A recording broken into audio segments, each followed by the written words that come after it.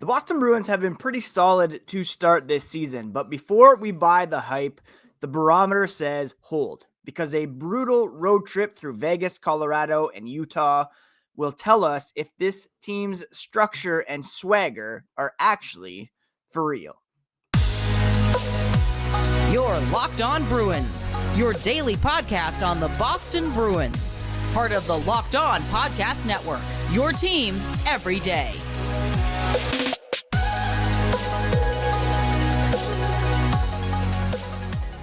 What is up, Bruins fans, and welcome back to the Locked On Boston Bruins podcast. I'm your host, Ian McLaren, and this is a daily show where we discuss all things Spoked B.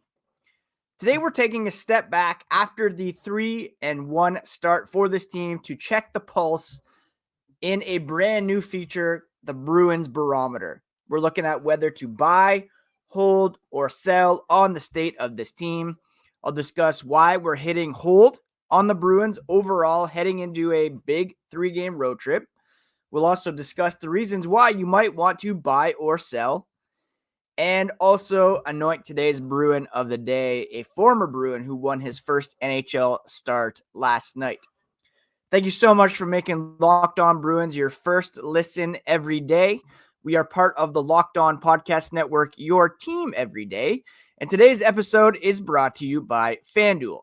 Download the FanDuel app by visiting FanDuel.com and win $300 in bonus bets if your first $5 bet wins. Before we dive into the barometer, a quick reminder, you can find the podcast on social media at Locked NHL Bruins. That's on X, Blue Sky, Instagram, Threads, TikTok. You can find me, my hockey thoughts, dad jokes at Ian C. McLaren. I am a lifelong Boston Bruins fan, and I've been covering this team and the NHL for various outlets for 20 years. All right. The Boston Bruins Barometer, which we are debuting on the podcast here today, stays on hold. Because while the foundation looks pretty good and the early returns are promising under new head coach Marco Sturm, the tests are about to get a lot tougher. The Bruins are in Nevada today doing some team bonding ahead of a 3-game road trip that begins in Vegas against the Golden Knights. We'll take them to Colorado to play the Avalanche on Saturday, and then they will quickly move to Utah, where they will play the Mammoth on Sunday. They're under a composed start under Sturm, tighter structure, confident goaltending, enough offense to win games. But it's fair to ask, what have they really proven yet? Sure, they have beaten the Washington Capitals, a first-place team in the Metropolitan Division last season. They also beat the Chicago Blackhawks, the Buffalo Sabres, not exactly powerhouses in the NHL. In fact, discussed yesterday how the Buffalo Sabres are off to a rotten 0-3 start, and there's already noise around replacing the general manager, perhaps franchise cornerstones asking out. So, yeah, not a huge moral victory there for the Bruins. Chicago as well, an up-and-coming team. Connor Bedard looking to break out this season, but still one of the lesser teams in the NHL. What's really encouraging to me is how good Jeremy Swayman has looked in his couple of starts. Calm, sharp, dialed in, kind of the Jeremy Swayman of old. And I really think he should have gotten the start against Tampa Bay on Monday afternoon. He's got a .966 save percentage so far. He, had played on Saturday against the Sabres, but taking on the Lightning could have been a statement game, and you had 2 full days off before tomorrow night's game against the Golden Knights. I would have gone with him, but for now they were rotating starts. Either way, he looks dialed in, and he'll need to steal a point or two on this road trip. Sturm's system has added some layers of accountability and support through the neutral zone. The group's composure late in games feels like a carryover from their winning DNA. We talked many minutes about the game against the Lightning and how last season that 3-0 score, 4-1 score could have easily turned into 6-1, 7-1, 8-1. Instead, they battled back, made it 4-3. David Pastrnak out there making saves in the crease, and they showed some real fight right to the very end. The caution, though, of course, comes from the fact that, they've only beaten the Sabres and the Blackhawks. Of course, that win over Washington is encouraging, but we need to see a bit more here. It's just too small of a sample size to say buy or sell. Look, I'm not fully buying in after a solid start, but I'm not really prepared either to say this team, they've been dining out on luck so far, and they will certainly fall back to the bottom of the Atlantic Division or the Eastern Conference. It's just too early to make any determinations either way, but you can't not look at this team so far and see signs of progress and signs of encouragement to at least tell us that this team is a bit different than last season. So many things went wrong last season. Everydayers will know. I've said this over and over. So many things went wrong from the beginning of training camp with Jeremy Swayman not being present, his contract stalemate, Elias Lindholm not being healthy, to a terrible opening night, bad start under Jim Montgomery, head coaching change, lack of secondary scoring, injury to Hampus Lindholm, later to Charlie McAvoy, the trades at the deadline that just completely cut out some core guys who had been here for several years, late season losing streak, bottoming out. I don't think this team is going to be that team. There's much more reason to suggest that they are on the way up than on the way down. Not necessarily up to Stanley Cup contenders, but at least to a level of competitiveness and pride that we have seen in this team over and over and over again. So right now, I'm kind of glass half full with this team. I've traditionally been that way as it happens, but I'm also cautiously optimistic that this group is capable of overachieving. Or not even overachieving in relation to expectations. A lot of people thought they would remain in the basement, and that's just recency bias. 2 years ago, like I talked about the other day, you could argue the roster wasn't that much better than it is at present. Pavel Zacha, Charlie Coyle as your 1-2 centers. Now you have Elias Lindholm, Casey Middlestat with Zacha on the wing, performing at over a point per game. You had Derek Forbort still on the team, Kevin Shattenkirk. The blue line looks a bit more solid. Yeah, you had Linus Ullmark and Jeremy Swayman, and that 1-2 tandem is what really separated them from the rest and kept them afloat. It wasn't their numbers or their metrics, because defensively that wasn't a very sharp team 2 years ago, but they had the goaltending to sustain them and carry them into the playoffs and to a win over the Maple Leafs, taking the Panthers to 6 games. This team, the perception is that they're not as good as they used to be because of last season, but if you look at Marco Sturm's system, you look at how guys have performed so far, I'm definitely in a holding pattern pending this 3-game road trip. If they can even just go 500, that would be a win for me. We're not expecting them to beat Vegas or Colorado. Those are two stacked teams with Stanley Cup aspirations. Probably the most winnable game coming up on this road trip is on Sunday which unfortunately happens to be a back-to-back, but it'll likely be Swayman in that game. If he goes Vegas, Korpisalo against Colorado, then you come back with Swayman against Utah. So perhaps that was the reasoning for giving Korpisalo the start on Monday, so as not to have Swayman playing a Monday, coming off a game on Saturday, and then playing 2 of 3 on this road trip. So we're staying cautious, but there are some reasons to believe that this team is trending upwards. And we'll take a look at some of the buy barometer, why it might be trending that way here as the podcast continues.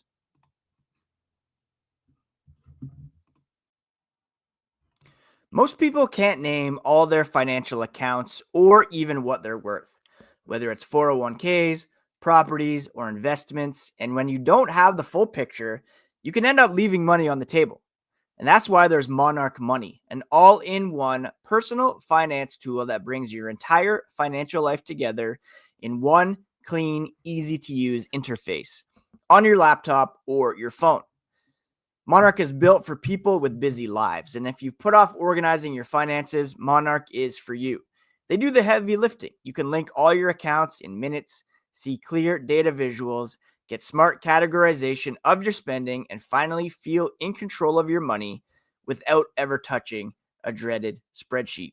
Don't let financial opportunities slip through the cracks. Use code LOCKEDONNHL at monarchmoney.com in your browser for half off your first year. That's 50% off your first year at monarchmoney.com with code LOCKEDONNHL.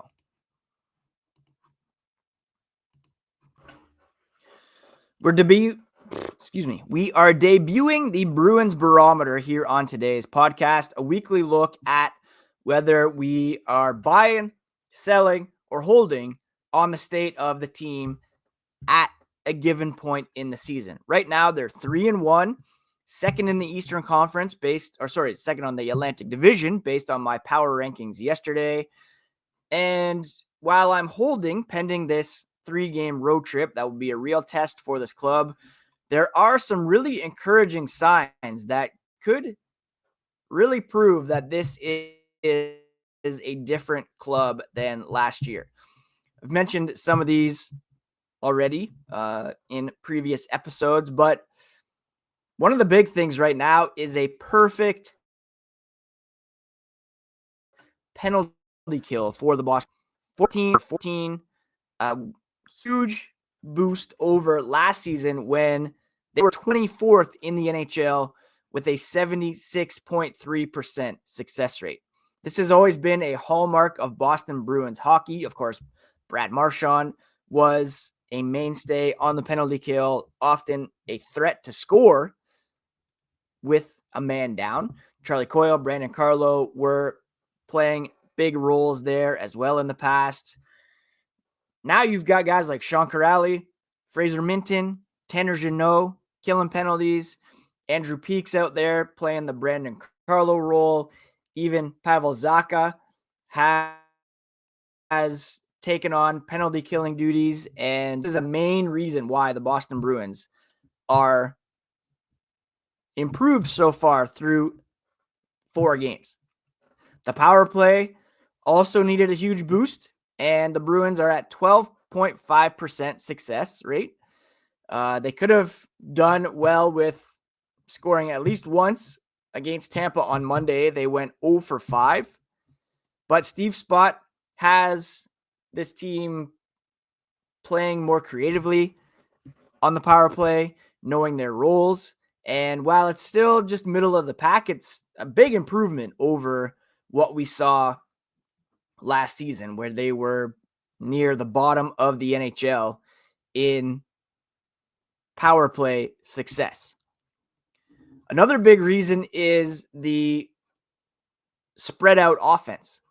Like, there were huge questions about this team in terms of where the scoring would come beyond David Pastrnak and Morgan Geekie. A lot of teams can boast 2, 3 high-level offensive players. You even just look at the Atlantic Division. You have, Brad Braden Point, Nikita Kucherov, Jake Gensel in Tampa, the team they just played. Toronto, even without Marner, they still have Austin Matthews, William Nylander. The Bruins had David Pastrnak with like 106 points last season, Morgan Geekie at 57. Who else was going to score? And so far, the Bruins have been able to get contributions up and down the lineup. I mentioned the other day, only 3 skaters have yet to land on the score sheet. One being Hampus Lindholm, who's only played like 1 and a bit of a game because of injury. 24 minutes of total ice time this season. Marat Husnudinov hasn't gotten a point, averaging a little over 10 minutes as a fourth-line winger. Mason Lohrei, yet to record a point. He's had some chances, though. According to Connor Ryan of Boston.com, he ranks 18th among 194 eligible defensemen in expected goals this season at 0.54. So the offense will come from him. He's, of course, playing with Charlie McAvoy, so he's out there a ton, not getting that prime power play time, but it's been a pleasant surprise to see some offense coming, not just from the first line of Pastrnak, Geekie, and Elias Lindholm, but also the second line. Pavel Zacha tied for the team lead with 5 points. A lot of that coming on the power play, but the trio of Zacha, Casey Middlestat, Victor Arvidsson, they've been creating chances. Arvidsson hit a post, but Zacha's really helping drive that line. Casey Middlestat has a couple goals. The third line hasn't really produced a ton. Fraser Minton has been pretty good, but there's not really much finish potential on his wings with Tanner Jeannot. Mikey Eyssimont might be worth putting Husnudinov up on the third line to give some more speed and give him some more opportunities. Maybe bump Eyssimont down to the fourth line. Or perhaps we'll see a situation where one of the kids in Providence, big weekend for Fabian Lysell, Alex Steeves, Matej Blumel, Matt Poitras. Maybe one of those guys will get another look coming up. Jeff Viel has yet to get into the lineup. So there's a real opportunity perhaps to send him down, recall one of the younger guys to add some more potential pop on the third line. And if they can get some scoring from Minton, Jeannot, and a Blumel or a Lysell, that could really just give these Bruins that much more to work with offensively. As of right now, they got a positive goal differential, 13 goals through 4 games, which is a big improvement over last season. And that's a huge reason why you could look at this team and think, hey, yeah, there could be something here. Now, of course, there are some selling points as well. I've already talked about Jeremy Swayman playing very well. Eunice Korpisalo has been hung out to dry. There's still some work to be done defensively. And we'll discuss some reasons why you shouldn't get too high on this team here as the podcast continues.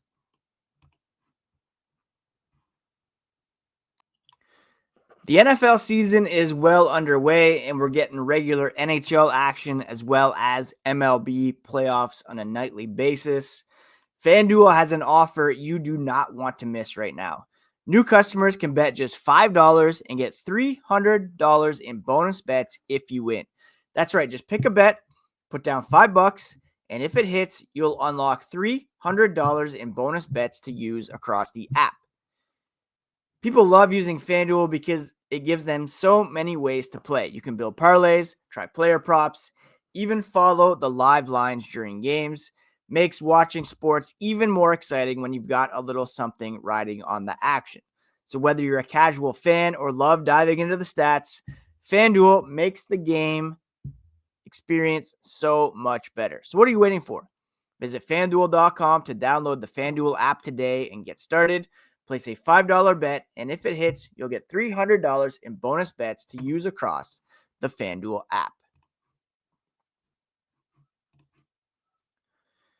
Hey, I forgot to mention another reason why the Bruins have been successful, and that is Nikita Zadorov leading the NHL in hits while only taking 2 minutes in penalties so far this season. Don't forget, last year, to begin the season, he was all over the place, and he had 145 penalty minutes last season. Right now, that was like almost 2 penalty minutes per game. Right now, he's got 2 penalty minutes through 4 games. A big improvement for Zadorov in terms of discipline. Not one of the reasons the penalty kill struggled last season was because they were being overtaxed. And if you're staying disciplined, playing heavy but not dumb, then that's a real bonus for the Boston Bruins. Now, why might we remain in sell mode? Why are we not buying what the Bruins are selling so far? Well, again, it's very early. 2 of their wins have come against Buffalo, Chicago. And let's be clear, the Atlantic Division is still very stacked. The Bruins, look, even if Buffalo is in the crapper and they're unlikely to make any sort of progress this season again, you still have to contend with the likes of the Florida Panthers, who are 3-1, the Montreal Canadiens, who are now 3-1. They've won 3 in a row, won in a thrilling game last night. The Red Wings, 2-1. Maple Leafs, 2-2. The Lightning, 1-2-1. You got to expect they'll move up. The one team that might struggle a bit here is the Ottawa Senators. They're 1-2, and they've lost Brady Tkachuk for up to 4 weeks with an injury suffered the other day against the Nashville Predators. That's a huge hit to that team. And he's their captain. He's their emotional leader. And if they are below 500, struggling up until Thanksgiving, that's kind of a barometer time in and of itself for the NHL, because often if you are out of the playoff race by Thanksgiving, it's very tough to work your way back up. So could be a situation where the Bruins are able to take advantage, but even then you're still fighting with Detroit. You're still fighting with Montreal, Toronto, Tampa, and Florida. Not to mention with the Metropolitan teams who are eager to claim that 4th spot instead of ceding it to the Atlantic Division. Right now, in the Metropolitan, you have Carolina, Washington, New Jersey. Those are probably your top 3 teams there, but the Blue Jackets are looking to make some noise. The Rangers looking to avenge last season's terrible fall from President's Trophy. So when you're looking at the Bruins in and of themselves, you can't, of course, just not look at the entire scope of things and examine where they fit in the playoff picture in relation to other teams. So yes, it's been a promising start for the Bruins, but the Eastern Conference is no less competitive. And this road trip is going to be a huge, huge test. Vegas, Colorado, Utah, recent Stanley Cup winners in Vegas and Colorado. Jack Eichel, Pavel Dorofeyev, Mitch Marner, Thomas Hertl, Mark Stone. They can come at you in waves. Colorado, of course, Nathan McKinnon, and please, perhaps, future Bruin, Martin Necas, Cale McCarr running things there. Utah is a bit of a wild card here. They are a team on the rise, looking to jump into the playoff conversation. Right now, bottom of the Central. These are all games we'll preview coming up on the podcast, including tomorrow's episode where we'll look at Bruce Cassidy's Vegas Golden Knights. If the Bruins can emerge from this trip, though, with 3, maybe 4 points, I'll feel much better about buying into this version of the team. If they crack defensively, the depth scoring dries up, Swayman lets in some beach balls, then the conversation will shift quickly back to, yeah, this is who we expected them to be, and same old story from last year. Right now, the barometer stays at hold.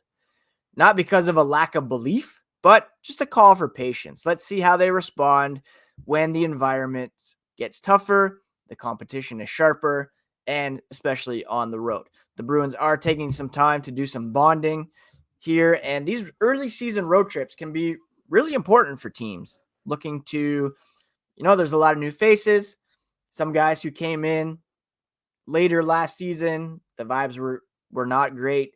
Now everybody's feeling pretty good. You're going to Vegas, maybe take a road trip to Hoover Dam. Who knows? But it's a good opportunity for them to get on the road, have some good team dinners, do a little bonding, and really see what they are made of. Now, before we wrap up, we got to name today's Bruin of the day, and it's actually a former Bruin, goaltender Brandon Bussi, who made his first NHL start last season and earned a win in his debut, beating the San Jose Sharks by a score of 5-1. His family was in attendance, so that was really cool. He made 16 saves, so he wasn't tested a ton, but really cool to see Bussi, who was a great AHL goalie for this team, was allowed to move on from the Bruins organization and signed with the Florida Panthers, was waived. The Hurricanes grabbed him, and with a injury right now to Peter Kochetkov, he was able to step in to give Frederik Andersen the night off and earn the win over the San Jose Sharks. So congratulations to the bus man, and he is today's Bruin of the day. All right, that's it for today's episode, my friends. Thank you so much for joining me. Let me know where you are sitting on the Bruins barometer. Are you buying? Are you selling? Are you like me, holding? Tomorrow, we will be back to preview the Vegas Golden Knights game and bring you all the latest on the black and gold, because that's what we do here on Locked On Boston Bruins.